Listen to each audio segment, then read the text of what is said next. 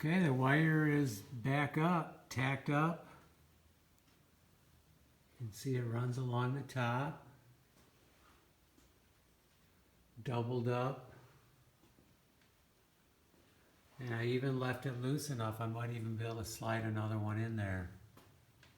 There's no reason it has to be smacked down hard, in my opinion.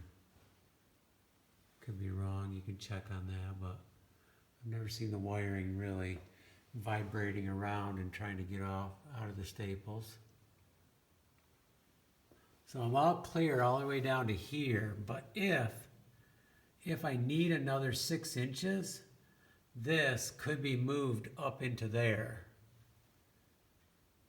And that wouldn't be that hard to do. I mean, who knows, maybe I'd do it anyways. But for now, notice I have an expansion area here.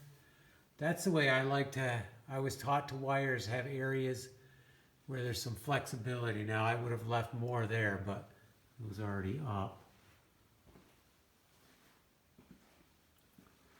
So it's good and clean. We have this whole area we can work with now.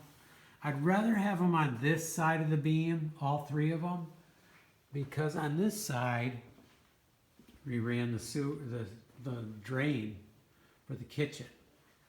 And if you can check back in some videos, it used to go all the way around, all the way up through there, and then cross over to the kitchen. So I just brought it right down through. Just so much better in my opinion.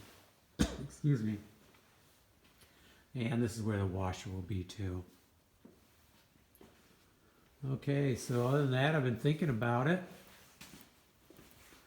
Imagine once this furnace is gone, all of this gets removed. This whole area totally can be cleared out. That'll open up this whole area here. I'm thinking about a ping pong table. So just a heads up on a future project. And that is one I have been thinking about, building a ping pong table. Okay, so all this gone. Cool. And the next thing that'll go is the gas water heater. And I got ideas for that in this area too. I'll have to look at the plumbing about that too. Okay, think about that.